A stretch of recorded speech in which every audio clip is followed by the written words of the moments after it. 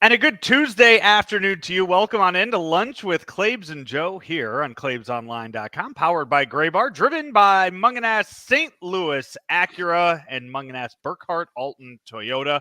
I'm Joe Roderick, joined alongside by Mike Claiborne. Claibs, how you doing? I'm doing well, man. I'm anxious to get it going today. A lot of things to talk about, whether it's baseball and the standings. You got college football.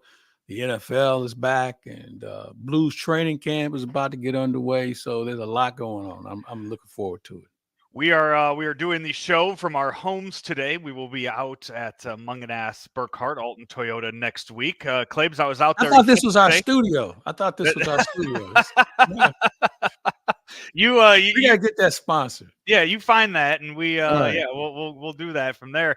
I was out at Munganass Burkhart Alton Toyota yesterday. We will be out there again next week. I got to go out there again later this week. I'm getting a new car from. Oh, really? What are you out there. getting? Yeah. I'm gonna get a. So they had a 2021 GMC Terrain out there at the Acura lot that I liked, so they brought it over to the Alton Toyota lot for me, and I will. I'm really shocked you haven't found a Toyota that you like. I tell you what, while I've been looking for this new one, I had this RAV4 that I've been driving, a hybrid RAV4 that I've been driving, and I was looking into leasing options for that too. Out there at Munganass Burkhart Alton Toyota, about 520 miles every time I fill up the tank on this RAV4, and fits all of the youth baseball stuff that I have to put in there each and every day. It's just a really, really good car, and whoever gets it after me is going to be in very good hands. Yeah, no, they make a good car, and the service that they have, and just the overall appearance of what you run across when you go to Munganass Burkhart is just something you're not going to see everywhere else. And we make investments in our family, in our homes, and in our vehicles, and that's one that you'll never regret when you go over there and see them. Absolutely. We will be out there next week. And Claibs, we tell folks that we have Cardinal tickets to give away, but we won't next week because this is the last week of their home games for the season. Well, wrapping things up out there. We'll give away some week. This week. If we yeah, we can give away some. Last night, were you at the ballpark last night? And you know what? I got to tell you, that had to be a good crowd last night. It was. It was. I forgot what the announced crowd was. It was announced over, I think maybe 30,000. So I would say 20. Okay. 23,000 might have been the ballpark. But it was a good crowd. I was mildly impressed. And obviously Skeens had a lot to do with that, and the Pirate fans were there, and they saw a really good ball game last night. And I know that people as well, the Cardinals won. Yeah, I thought it was a good game on both ends. Skeens, we've seen him 3 times now, and each time he shows me something different. When we first saw him, all he was doing was rearing back and throwing fastballs. Second time, he was a little different in his approach.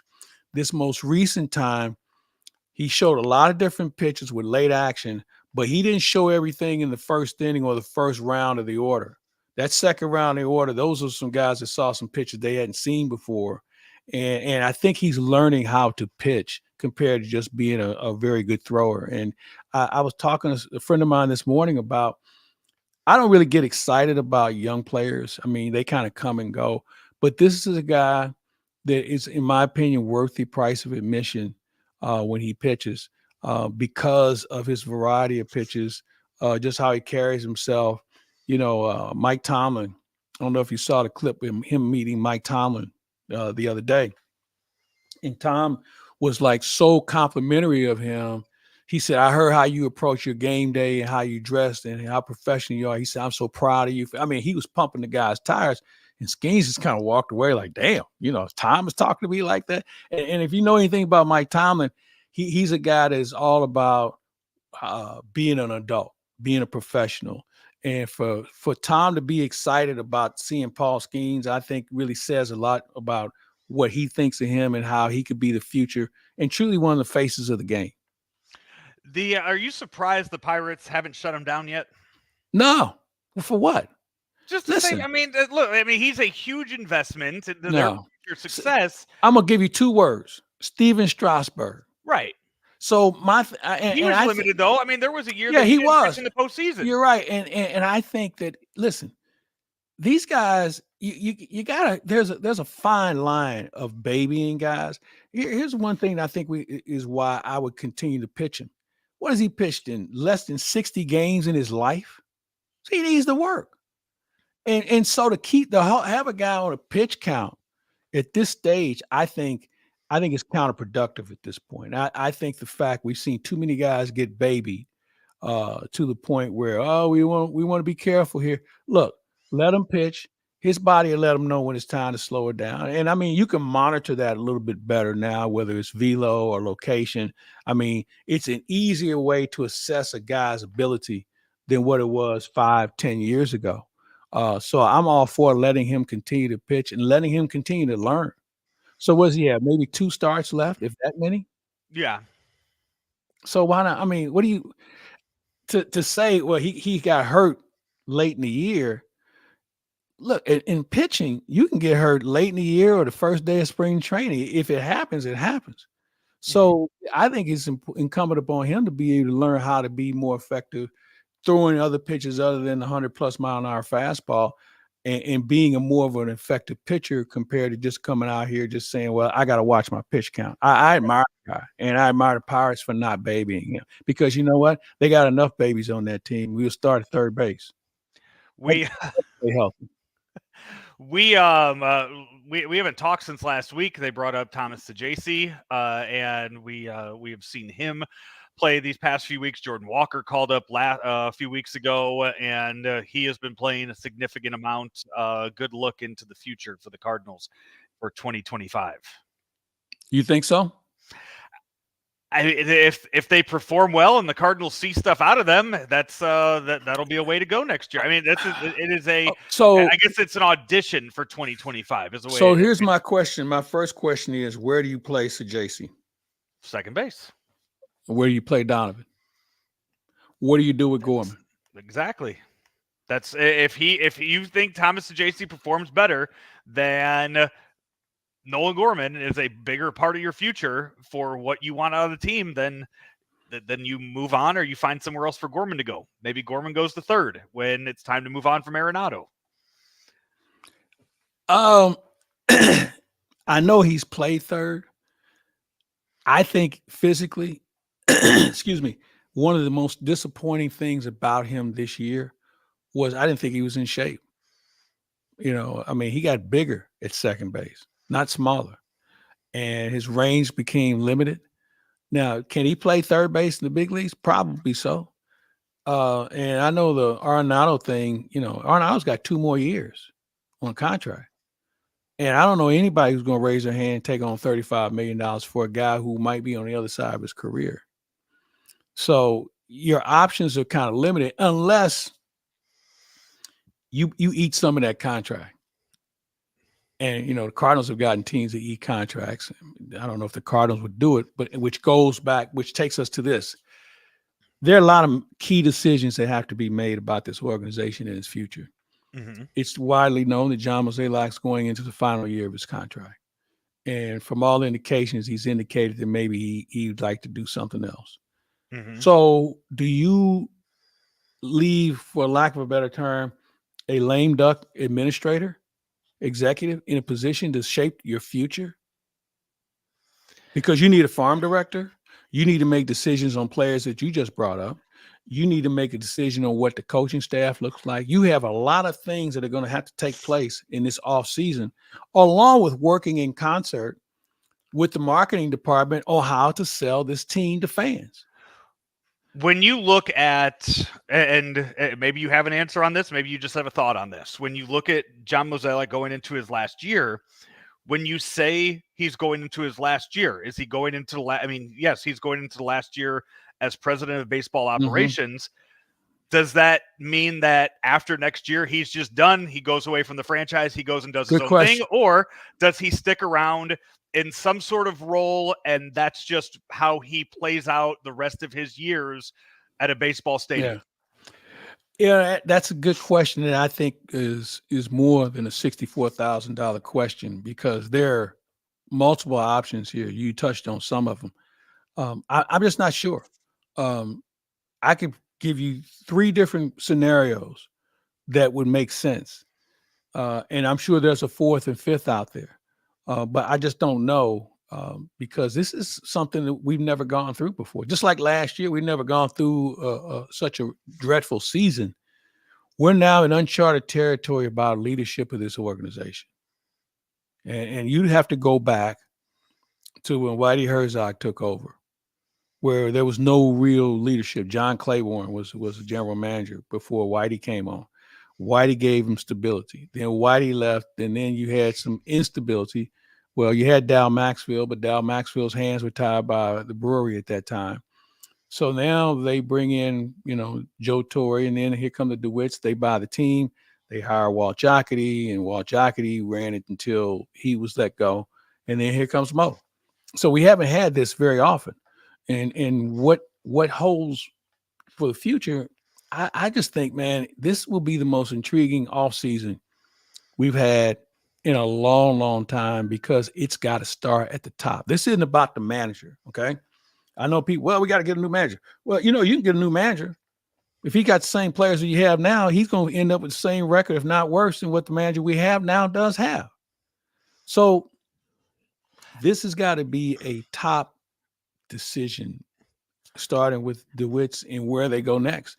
I think a good example to look forward to look ahead to, comes into town this weekend in the Cleveland Guardians, who are going to the postseason under a brand new rookie manager, fresh out of the game, who have a lot of the same players that they had last year when they had the number 1 overall pick in the MLB draft. And now that new coach has motivated these guys and has gotten them to click to the point where they're going to be heading to the postseason. They're going to be playing in October, and they found a way to make it work with the same guys they had last year. And that's nothing. I mean, they had a Hall of Fame manager last year in their organization. They get a brand new voice in the clubhouse, and we see how they're performing this season. I think maybe being healthy had a lot to do with that too. I'm not necessarily, one of the things when you look at Cleveland, they've got a couple of good players. Kwana's a really good player. The third baseman's really good. First baseman's really good. Pitching has been good, but they weren't hurt as much. Very good closer. The book on Cleveland is maybe a little too small to endure. I mean, if you look at their roster, they got a lot of guys that remind you of the Cardinals' first-round draft choice. So I'm not sure if that's the model. I think the model might be more along the line of Milwaukee with regard to how the key that we're seeing, the teams that are consistent, are teams that have invested in development within their own organization. They have pitching coordinators. They have catching coordinators. They have people who teach the game. They don't rush players to the big leagues. They remain patient. They've been able to manage a payroll. And what are they? I think the Cardinals spent $60 million more than Milwaukee. And, obviously the results aren't the same. So I think the first thing you have to do, and I'm going to go back to my original point, it starts at the top in making sure you know what your development plan looks like. So that means who do you hire as your farm director? And what kind of coaches, what kind of managers are you going to have? The unfortunate thing, and you brought up Sajacy and Walker, and I kind of gave you a deadpan stare, is because we're getting a look at guys who probably should still be in the minor leagues, not because it's at the end of the season, but because they're not ready. Okay. They're 22 years old, and some guys bloom a little later. They're not ready. Jordan Walker is not ready. Thomas Sajacy has shown in a week that he can be a good player. But as I ask you, where is he going to play? Because when we saw him in spring training, I didn't know if he had enough arm to play shortstop. I know he didn't have enough arm to play third. Second base, he's been okay. But what's the trade-off? Because if you look at his numbers in the minor, he strikes out a lot. Mm-hmm. Okay. So he's not you know what? He's Tommy Edman. He's Brendan Down. He's all those other guys that we've seen that we like because they're a shiny penny. And then we pick them up, 3 months later, we say, well, it's still a penny. Mm-hmm. And there's nothing wrong with that because you have to have players like that in your organization. Problem is you can't have too many of them. You have to have some guys that are a little bit head and shoulder Same thing that goes with pitching. This team does not have a number one starter. Okay. And if you look around the league, the teams that are going to be in this thing are going to have a guy that can be a one or a two with no questions asked. We don't have that. And until you do, you're going to find yourself on the outside looking in. We'll talk a lot more MLB playoffs next week as the season starts to wind down. Again, Cardinals have a few games left against the Pirates this week, Guardians this weekend, before they head out to Colorado and San Francisco to end the 2024 season. I think we could all agree, at least we're not in the we're not sitting here talking White Sox and Angels and talking about their future. As I don't know if you saw this, but right now, White Sox need 7 wins over the last 2 weeks of the season to avoid having the most losses in 125 years in baseball. The Angels need 7 wins to avoid having the most losses in franchise history. The schedule makers of Major League Baseball have them playing 6 times over the last weeks of the So they'll split and everybody will be safe. I don't know about safe. You still got to find me 4 more wins for each of those teams. Yeah, it's you know what? And you look at both teams. You look at what the Angels have. Okay, your best player has not played. No, Your second, you're one of your highest paid players has not played. Yeah, say highest paid player for Anthony Rendon. Yeah, and I think if you got Wash in a room and he look around, he'd probably say if he never comes back, that'd be okay by me. Have Their you ever mistake seen has a guy been- like Anthony Rendon who just seems like he does not want to play baseball at all? Well, you know what? I know he made those comments early in the year. And I knew him when he was with Washington, and he was not what you would call a likable guy with regard to coverage. Now, granted, I interviewed him a couple of times. He was nothing but professional, and that was fine with me. But you talk to other people who were around him on a daily basis, and they were like, "This guy didn't want to be here," Mm-hmm. and that's a real that's a real telling statement. Not and I'm not getting that from a writer. I'm not. I'm talking about people within the game that say this guy don't want to be here. And when you got that label over your head, man, it's hard to shake. It's hard to shake. You know, it's one thing to say, well, he's injury prone, but it's another thing to question a person's desire. Because as they say now, he's got his money, so what does he care?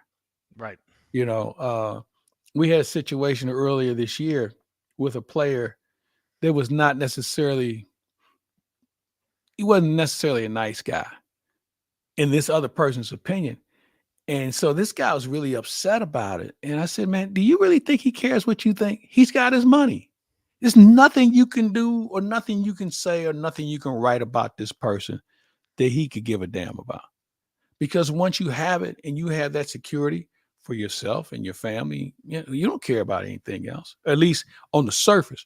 But the Rendon thing is just, you just don't see that very often. I mean, and I think if Rendon was making a whole lot less money, we probably was going, whatever. But he's one of the highest paid players in the game. And you have to fault the Angels. And let's face it, you think about Rendon, you think about Albert, you think about Trout, you think about who else did they sign for big money? Somebody else. They've had 4 guys that they broke the bank on and they have nothing to show for it. So, and there have been multiple people who have done it, but the same person, Artie Moreno, the owner, signed off on it. So again, you have to look at the top compared to who the manager is and why you put yourself in positions like you do.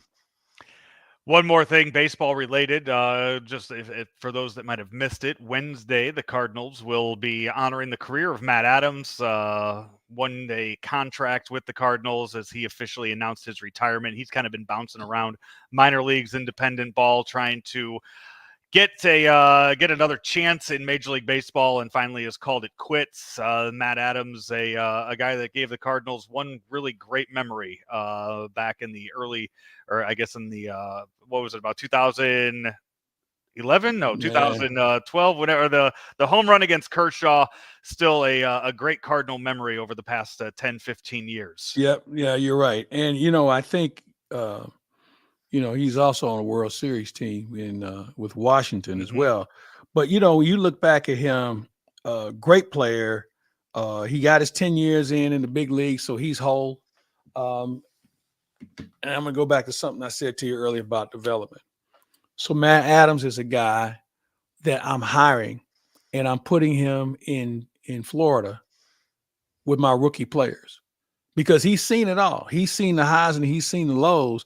But those are the sort of people who have character, who have experience, and still are young enough to communicate and relate to today's player. I hire him and say, don't worry about Memphis. Don't worry about the car. You going to Jupiter and you're going to work with the Class A team. Because if you don't start to develop these guys when they first enter your organization, by the time they get to AAA, it's a lost cause. So he would be a guy I would sign tomorrow and say, this is where you're going to be next year.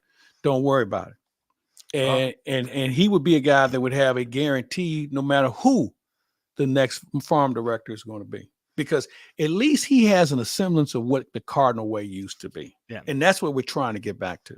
And it's a guy that stayed local the whole time too, since then. So he very much around the community too these days. When you see him tomorrow, you can tell him your plan and see if you could talk to the right people to get him more. As soon as I find out who the right people are, I don't know who they're going to be, but he's got to be. Those are the guys you have to have. Yeah, because I don't need a superstar who, we've seen a lot of guys, and I'll use Barry Bonds as an example. Barry Bonds thought he wanted to be a hitting coach. Once he found out how much work that goes into that, he was like, I got money. I don't need to do this. And Matt Adams may say the same thing. I got money. I don't want to put that kind of work in.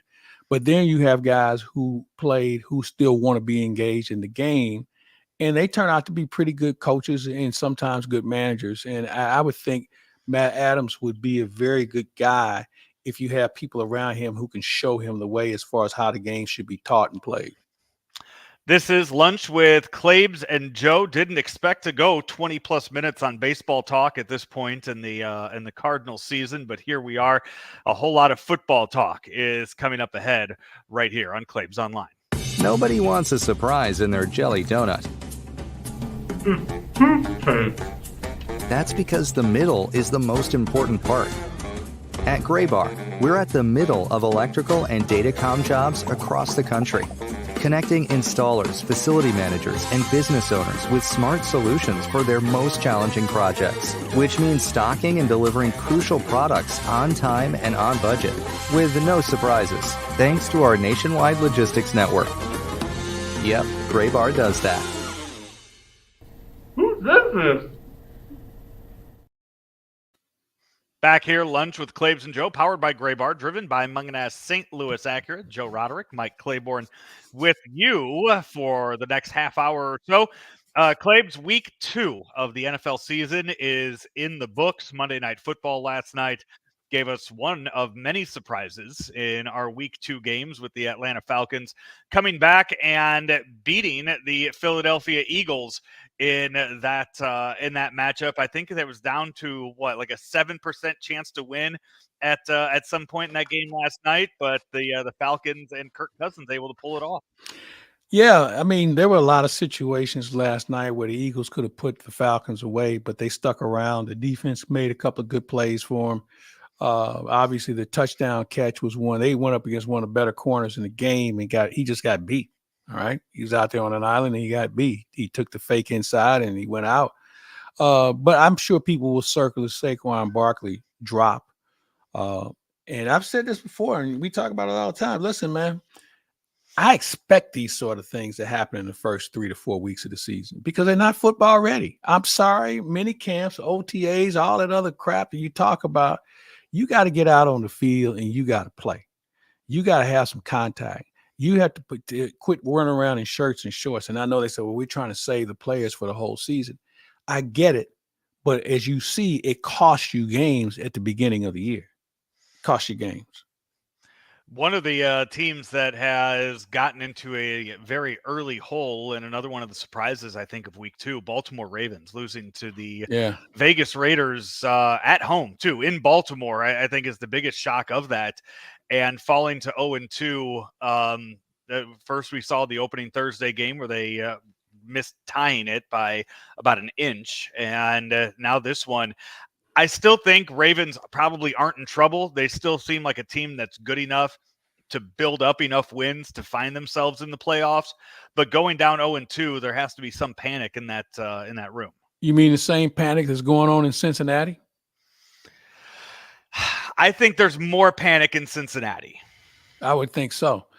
I think with the Ravens, I think you look around the room and you look at the talent everywhere around the room, and I think you say, okay, this team's going to win 10 games, 10, 11 games.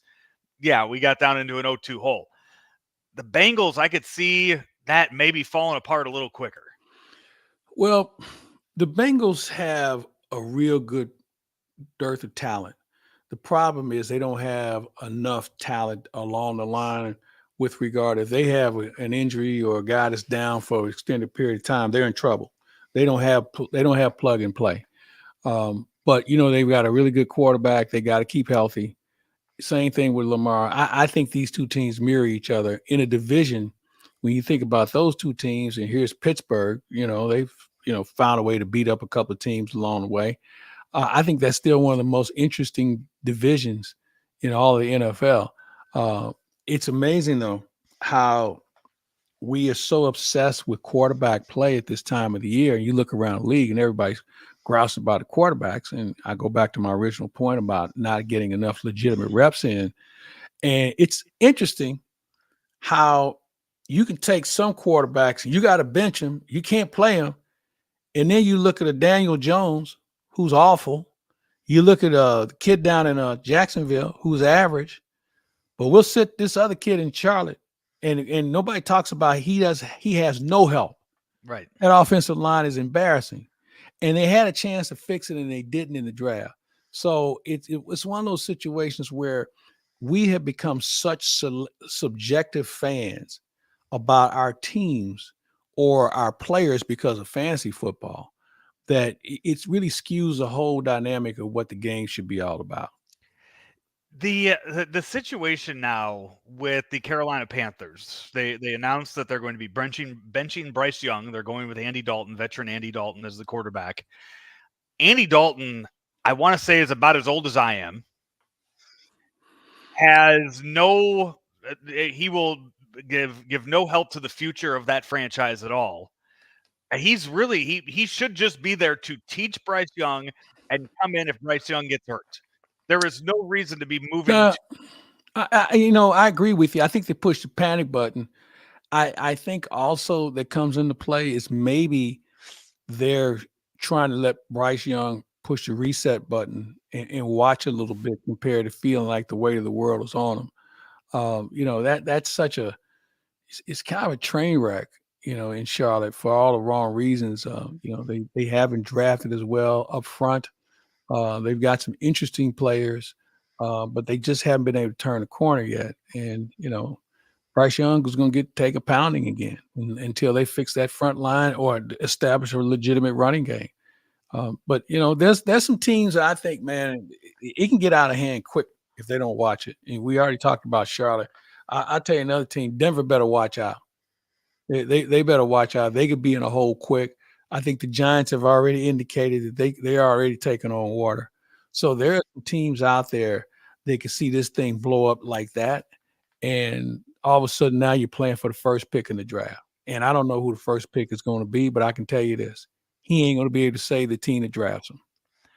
You mentioned the Steelers earlier in the show. We've seen 2 weeks in now. They're 2-0 with Justin Fields as their quarterback, who during training camp they were having run plays as wide receiver, and then decide the week before the season that they're going to inactivate Russell Wilson, put him as the emergency quarterback. So he's inactive, but still full uniform on the sidelines before the game. And now Justin Fields has led the team to a 2-0 start. Who does that say more about, between Mike Tomlin's coaching, or does that say just the Bears' ineptitude of being able to kind of identify talent in the locker room? I don't know, and here's why. The Bears didn't have much around Justin Fields. They had one good receiver. Running game was average. Offensive line pass protection was not very good. And Justin Fields probably was a little impatient. It was more like run before he throws. So the dynamics, I think, are different in those respective cities. Now, I'm not telling you that the Steelers offensive line is 5 pillars of stone either, but they're just finding a way to get some things done. Their running game is a little bit better, and I think that has a lot to do with it, where it doesn't put as much pressure on Fields to be able to do some things in order to create a balanced offense compared to being one-dimensional. So I think that has a lot more to do with it at this stage of the season. And it's early. I don't think you bring in Russell Wilson just to hold a clipboard. Now, obviously, he's been hurt, but I think the X factor here is Najee Harris. If they can get him enough touches, he could be a difference maker in just taking the pressure off of one guy, that be at the quarterback. Went through as we were talking here, because I forgot who the Steelers beat in week 1. It was Atlanta who won last night. Mm-hmm. But you look ahead at their schedule coming up, and it's intriguing because I think it's against a lot of teams we don't know about yet, with Chargers, Colts, Dallas, Vegas, Jets, Giants. That's what they have before the bye. Their second half of the schedule is brutal, but this first half, they could not have asked for a better start to what they have ahead of them, because right now I think benching a guy like Russell Wilson, where there are other holes around the league, because you have Russell Wilson right now as your third quarterback. You have a situation down in Miami where they're desperate for a quarterback right now in talks of who they could go get. I don't know if Russell Wilson's the option there. I don't know what the option is around the league. Is Bryce Young an option down there in Miami? Would that be something that the Dolphins and Panthers would consider doing? Because right now, I think just for all parties involved, Tua should not take another snap the rest of the year. And he should never take another snap, period. And I think you're onto something. Here's the problem that you have from a cap standpoint. How does that line up? First of all, Tua's got to announce he's not playing anymore. And, and they're going to run him through a battery of tests. And I think what's going to come down to, they're going to give him the option, but they're going to say, sign this, because they don't want any liability or what could happen, because getting your eggs scrambled these days on national TV doesn't go over very well, and it makes the league look barbaric. So I think the league is going to try and protect itself in making sure that everyone knows this is his decision against our better judgment. And so how does that money get paid? I mean, there's so many rungs to this ladder to try and get to the top to figure out just where do we stand, because we haven't seen this before. Now, we've seen guys get the bells rung, but because of the exposure that we're seeing with regard to the concussions and the impact that it has post-football, is something that this league has got to take a deep breath on and make sure they don't roll themselves out and just say, toughen up. And I was told the other day,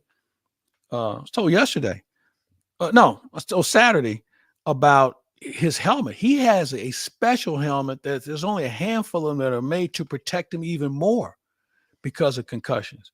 So from an equipment standpoint and everything, the league has done, the team has done everything they could do to protect him as much as they can. He's got to make a decision. And so until he makes a decision, all the things that you mentioned are on the back burner.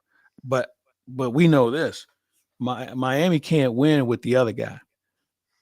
But we don't know if Russell Wilson's healthy. He's dealing with a calf injury. So there's so many things that are out there. And you mentioned Bryce Young. Now, Bryce Young is a good player, better offensive line than what he's dealing with in Charlotte. But, learning a system on the fly for a second-year guy, that's asking a lot also. So I'm not sure what Miami does, and we won't know until they're up again. And I'm sure the Tua won't play in that game because he'll still be reevaluated. Right. So I think that's one of the bigger stories that we need to keep an eye on for the rest of the year. God, even if all the tests, even if every test they run comes back clear and they say he can play, that would be such a bad look. I mean, at that point, the NFL should just be like, hey, give him a week off. You can't bring him back 10 days later and put him out there on the field after that not hit, right? Yeah, but here's the thing. It's not in the rules. And I think here's the other thing you have to take into account. The cap, is it a cap hit? I mean, there's so many things that surround this thing that you have to think about, because you're setting precedent here. If you do it for him, then somebody else might have a headache. And then all of a sudden we're talking about cap hit. We're talking about dead money. We're talking about guarantee. We're talking about insurance. All those things have to be addressed before a final decision can be made, because what you do going forward is something everybody's going to pay attention to. And they won't be the only league that'll be paying attention to it. The other sports, you don't think the NHL will be paying attention to what goes on here? Right. You have the Dolphins go to Seattle next week, so they will be flying to Seattle Sunday afternoon for their next game. Have you talked to your buddy Howard Richards since Sunday afternoon? We had a good visit yesterday. I thought Missouri was really sloppy. Oh, I was talking about the Cowboys. We'll talk about Mizzou. We'll talk about Mizzou. We'll talk about Mizzou in the next segment. I haven't talked about the Cowboys. I was going to let them cool off a little bit. But save your Mizzou stuff for a few minutes. Here's what I would say to that, though. Here's what I would say to that. The one thing I appreciated was players acknowledging, yeah, we didn't handle this right. Normally, it's some other lame excuse, but I saw too many of the guys who were considered veterans on this team step up and say, hey, lesson learned. So I would say to everybody else, beware of the Dallas Cowboys, because now they've been embarrassed. And I think that they might get on a run. I don't even know who they play next. Yeah, I can just tell you this. They won't be the same team that we saw on Sunday. I'll tell you, they play Baltimore on Sunday. It's going to be a scuffle. Those are two teams that are desperate for a win in week 3. Let me ask you something. Is it me, or did the schedule makers really sit down and craft out something that creates riveting interest every Sunday with more than one game? They always, it seems like they always do. It just seems like this year they got off to a great start, because we didn't know who was who. The NFL being scripted, when you look at the way that they put these schedules together and look at this, look at next Sunday night. Because when I looked this weekend, I was like, all right, what's the Monday night game? And I saw Falcons Eagles, and I was like, man, they're really putting a lot of stock into the Falcons being this primetime team. And then last night I'm watching the game and I see that the Falcons are in Sunday night next week. It's Falcons Chiefs next week. Well, and I'm like, they really, that's a team that has not been good in the past few years, that they are throwing right into the spotlight. And the Falcons, they produced in yesterday's game. Couple of reasons why. NBA used to do this, and they still do. The league wants you to put everybody on TV in some sort of primetime fashion. So if you're the league, you say, let's get it over with. Let's roll them out there early, because who knows what they're going to look like in week 12 when we're stuck with them. Let's roll them out there. Maybe we get lucky. And so far, so good. They've been lucky. NBA used to do it all the time. If you watch TNT or ESPN, they'd have like the Sacramento Kings or somebody who you would normally not see. And I don't want to single out Sacramento because they were a good team this year. But you know what I'm talking about. The New Orleans, the Sacramentos, the OKCs, the teams that are not in the major markets, teams that don't necessarily have as high profile player as what the Lakers or the Celtics might have. You see those teams on the schedule early. So now, thanks to the NFL and their flex schedule in the second part of the season, now they can really get the matchups and not have on their conscience, well, we didn't put them on TV or we didn't do this with them. So it's something that's gone on in the past. I think it's just been magnified now because, as you mentioned, nobody thought the Falcons were going to be as good as they were last night. And who knows, they may not be good for the rest of the year. But we'll have this embedded in our heads. Hey, they were pretty good on that Monday night game. Yeah. Well, we'll see how they match up against the Chiefs coming up this week. Like I said, Cowboys. Next time you talk with Howard Richards, get his thoughts on that game, a 44-19 loss to the Saints. One thing I know, Mike Martz has talked about this a few times now. New show on Claibs Online, talking football. Hey, how can I get on that show? I like you want to be a guest on that show? Yeah, I just want to chew it up with those. I love those guys, man. It's one of my favorite things I do is listen to those guys talk about the game. I'm sure they would welcome you on for a segment here. Listen, They every Thursday morning we're going live with it now, and it's available all weekend long on Claibs Online. Mike Martz and Jim Thomas.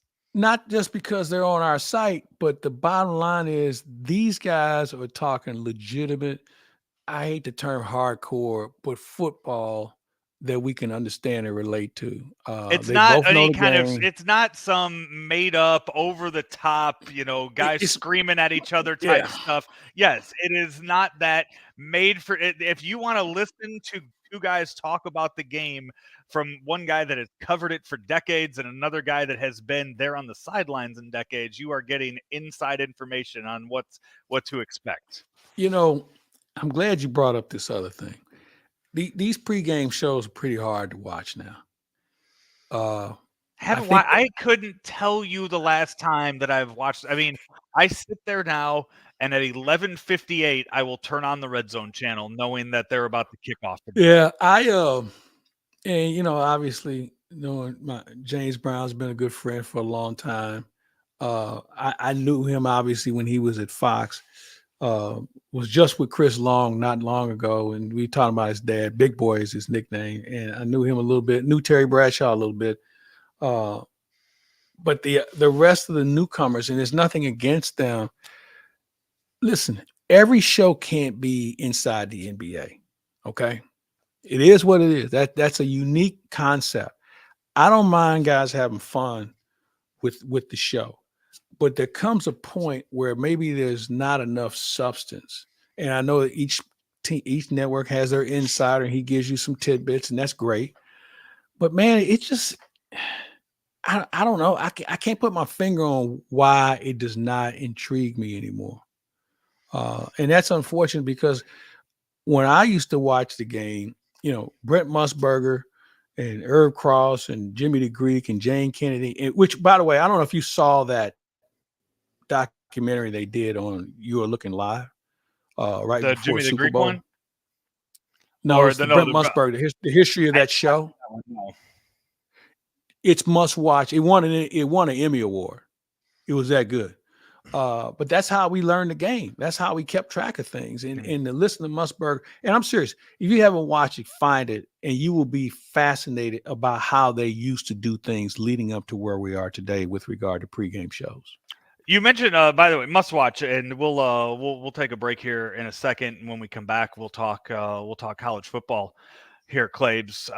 But as far as must watch, have you watched the Greg Maddux special on MLB? Yes. What were your thoughts on that? I was always fascinated because of his demeanor. Everybody thought he was like, some sort of librarian or something because he wore glasses, but he was ruthless, man. And some will say, well, maybe he had a little this on there because he had such great control, but he was such a thinker. And to listen to the stories about him and his memory about how he's going to pitch a guy in October compared to what he's going to do to him in July, it's fascinating. And he's one of the most unsung Hall of Famers that we have because he's not out a lot. He doesn't do TV or anything along that line. But, man, what a fascinating pitcher. I remember Cardinals got into a little throwing contest one day in Chicago when he was with the Cubs. And everybody knew this thing was about to get out of hand. Maddux, he drilled somebody. They threw him out of the game. He before the ball really rolled off his fingers, he was already walking to the dugout because he knew he was going to get tossed. And he had no problem with it. And, from that point on, the game became even Steven again. Everybody got back to playing baseball. Was that game? Was that the one? Because they told one in the story too, and I can't remember who they were playing, but they had one story in the documentary how he was struggling at the big league level, and they told him, they said, hey, if you don't win today, you're going back down to AAA. And it was like third or fourth inning, Dawson got hit, and Sutcliffe walks up to Maddux in the dugout and says, hey, get through the fifth inning and go hit the next guy. And Maddux said, I'm hitting the very next guy that comes up. And he got sent down.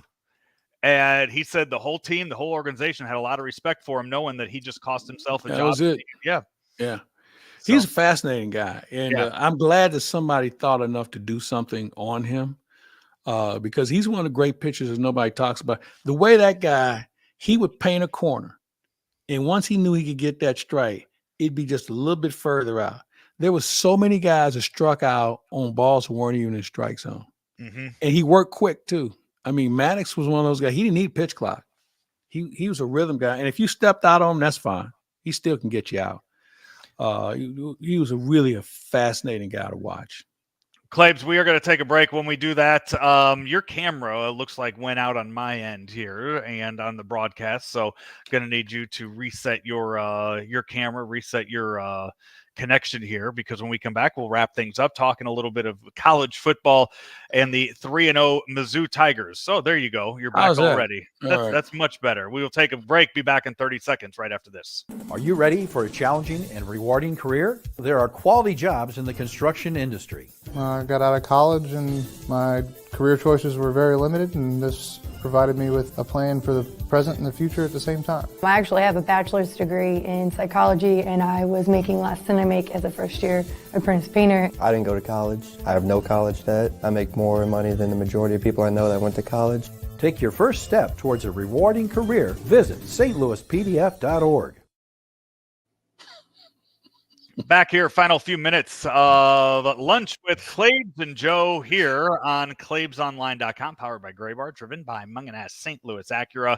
Claibs, Mizzou Tigers are 3-0, but still dropped to number 7 in the latest AP polls, from 6 down to 7. But it's still early. None of that matters. They're in the top 12. Yada, yada. You said you talked to Howard Richards the other day about the win on Saturday. What did you guys think of the Well, A, I'm glad they won. B, they got to clean it up. They're a little too sloppy, a little too undisciplined, and you can't do that against better teams. And I think Eli should have a great week of coaching and teaching. And I would have loved to have been in that squad meeting on Sunday morning to hear what he had to say, because those guys against a better team, they would have been beaten.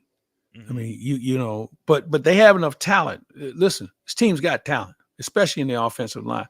We saw a couple of runners run against a decent Boston College defensive line and just wore them down. And that's what you're going to have to do, because the SEC, you know, the SEC is not built on quarterbacks and receivers. The SEC is built on line play. And if you don't have it, then you find yourself at the bottom of the pile. And Missouri used to be like that. Now they went out and they bulked up. They've gotten bigger and tougher up front on both sides of the ball. And they can contain. They can play with some people. But I thought overall, a lot of room for improvement. But they made plays and they needed to make them. They get Vanderbilt this weekend. I know Vanderbilt's always considered bottom rung of the conference, but Vanderbilt is in the SEC. So anybody who's in the SEC, you have to pay attention to and respect. The watching that game kind of develop on Saturday, and seeing the Tigers get down 14-3 early in that, and really 14-3 on 2 broken plays, missed coverage on the first touchdown on a 4th down play, and then the just absolute disaster of a touchdown, 70-yard, or what was it, 67-yard touchdown that Boston College scored that on the second one. To see them kind of lock down and see them get down early and say, okay, you know what, we need to put the ball in the hands of Luther Burden, and then immediately immediately get into the end zone as soon as he touches the ball, and see just how electrifying of a player he is. Maybe Mizzou wanted to hold off one more week before they opened up those, they flipped to the Luther Burden plays, but they did, and they showed it off, and that's got to put a lot of people on notice to just how good this kid is once again. Well, you're spot on. And I think the other thing that comes into play, how good are those other receivers going to be? Because you put Luther in the slot, that's going to be a hard matchup for anybody, okay?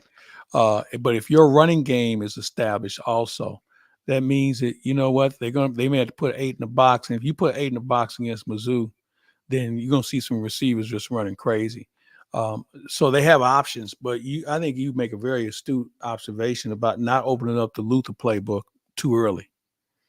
And I think that, and I haven't talked to Coach Drinkwitz about how his practices are, but I have to think, if I'm a coach, I'm taking 15 minutes of my offensive time and I'm working on plays that I'm going to be using in mid to late October. So when I call these up, because I'm not going to show them too early, but I'm going to have my own little package for every team that I'm going to face. And with the way coaching staffs are set up, you have so many quality control people who can dial up video on just about anything and anybody. I think it's fun to coach now because you have so many options at your discretion to be prepared for down the road, not to mention the game that's on the schedule the upcoming Saturday. Also, this past weekend, Georgia got a little bit of a scare down in Kentucky. LSU got a scare in South Carolina. The Georgia one, so Georgia already fell in the rankings. Texas is the new number one. You saw Quinn Ewers go down. Arch Manning put up numbers that were video game-esque. I mean, that's the numbers that Arch Manning put up in the game against San Antonio this weekend. Those are things that you do if you're playing NCAA 24 on freshmen. Those are the type of things that Arch Manning did this past week. 9 of 12 for 223 yards passing, 4 touchdowns, also had a rushing touchdown of 67 yards in that game. I don't know where a Manning has speed like that, but he was able to pull it off. Georgia, I feel like you come that close to losing in Kentucky, I think you got to fall a little more in the polls than just down to number 2. I would disagree. I think if Mizzou's going to drop 1 point or 1 spot in the polls, then Georgia needs to drop a little bit too. But see, now you talk to a guy that doesn't believe in any of that stuff. But for argument's sake or conversation's sake, I think that people overlook Kentucky and what a job Stoops has done there, making that program beyond credible. Texas was at home in that situation, so I give them the benefit of the doubt. And again, as good as Manning's plays were, his numbers were, there were a couple of broken plays defensively that really, raised the bar as far as his numbers were concerned. So the rankings right now is more conversation than anything else. But it also serves this purpose. When you get a team down, you beat the living tar out of them and you run it up. And if you don't believe me, ask what Tennessee did. Kent State. You know what? Yeah. And I'll even go to Colorado decides they think it's a good idea to start throwing late in the game. And that's a whole nother subject we can get into next week. Because I think the coverage of what Colorado is dealing with, I think is embarrassing. I think because Deion Sanders doesn't play to their music, they want to try and bury him in different ways, shapes, and form. It's not going over well from my standpoint, because he doesn't want to, again, play by the writer's rules. So now you have everybody hunting for stories to make the program look bad or make his family look bad. And, I think it's unfair to all those other kids who have committed to trying to be better football players there too. So we'll save that for next week. You want to talk about blowouts too. Did you see the South Alabama Northwestern State score from this past week? I couldn't stay up late enough to watch it. I don't know if it was a late game, Claibs. Okay. 87-10. South Alabama gets their first win of the season over Northwestern State, to the point where they shortened the fourth quarter. It was so out of hand that both teams agreed to just play a very quick fourth quarter and just get it over with and get out of there. So, it took them 87 points to figure that out, huh? It was 80-10 after the third quarter. 80-10 after the third quarter. So you know whose fault that is? South Alabama, for putting that team on the schedule. I mean, can South Alabama be picky about who they're playing? I mean, I'm sure they say Northwestern State, and they kind of look and go, okay, yeah, that seems like a good opponent. No. That's flat out wrong. But you know what? It's funny how karma. There'll be a day where that coach, whoever he is, will be on the sideline, and I guarantee you somebody will pin it on him like that. It never fails. Big matchup this weekend in college football, a Big Ten matchup. Claibs, USC goes to the Big House in Michigan. A Big Ten game. Never thought that we'd say that. Well, I'll go back to this, and I said this to you last week. We're not playing teams, we're playing names. USC, the name. Michigan, the name. And the reason why I say that is, can anybody name the starting left tackles for either one of those teams? How many left tackles in college football can anyone name? Well, okay, I'll take that back. Good point. Can you name the quarterbacks? Okay. Because here's the thing. It says a lot. And obviously there are going to be people who will know the answer, but not as many as you think, because they're paying attention to the name USC and the name Michigan. compared to the players on the field. We can't even Right. talk about the coaches. We got a rookie coach, in Michigan, and we have Lincoln Riley, who had a very good run at Oklahoma. But it used to be. Now, if Lincoln Riley was going to play Jim Harbaugh, now everybody's like paying attention. But we're talking about names of the schools and not the name, or not the teams themselves. Conferences will change even more starting in 2026. Boise State, Colorado State, San Diego State, and Fresno State have all announced that they are going to the Pac-12. So the Pac trying to restart after the mass exodus this past season. I'm glad to see that. That conference had such tradition for so many years. And while those schools you mentioned are not necessarily household names, they'll have the luxury of being able to recruit locally and maybe do a better job of getting some of the local kids in the California and Washington areas to stay. So I hope that works out. And finally, Claibs, Tennessee football announced today they are going to be raising ticket prices by about 10%, a minimum of 10%, and they are calling it the talent fee, so they can help pay players. They're the first school to do it. It won't be the last. By the end of the week, you'll have about 15 more schools that are going to announce the same thing. Yeah, I agree. And you know what? They were already charging what some schools were charging people to watch practice. So they have to find other ways to raise money because this thing is going to get so out of hand that at some point they may have to implement a salary cap. Right. As far as NIL money. Once they secede from the NCAA as we know it. Yep.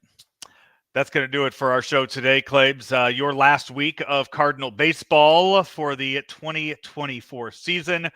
Hope it's a good one. Who do you have Friday night? That's a great question. They were talking about that yesterday. I know Dave Veers is going to be part of the show, but because of the Rams reunion weekend, we may break it up into 3 segments and get some guys because they're going to be at the Lowe's for the the gala, Isaac Bruce Gala. Yeah. So who knows who we'll have, but I can tell you this, we'll have some fun. All right. And speaking of that Rams reunion, Mike Martz, Jim Thomas coming your way Thursday morning with the latest edition of Talkin' Football. It'll be live on Thursday on Twitter and Facebook and YouTube, and then available podcast form all weekend long, wherever you get your Claibs Online podcasts. Until then, he is Mike Claiborne. I'm Joe Roderick. We'll talk to you next time right here on Lunch with Claibs and Joe. Munganast St. Louis Acura has the all-electric Acura ZDX. The ZDX can go up to 313 miles on a single charge, and the DC fast charging lets the ZDX gain up to 80 miles in just 10 minutes. When you lease an Acura ZDX, you can save up to $7,500 with a federal EV lease credit. Or you can buy the new ZDX and get 0.9% for up to 72 months. Come on in to Munganast St. Louis Acura and take a look at the new ZDX for yourself.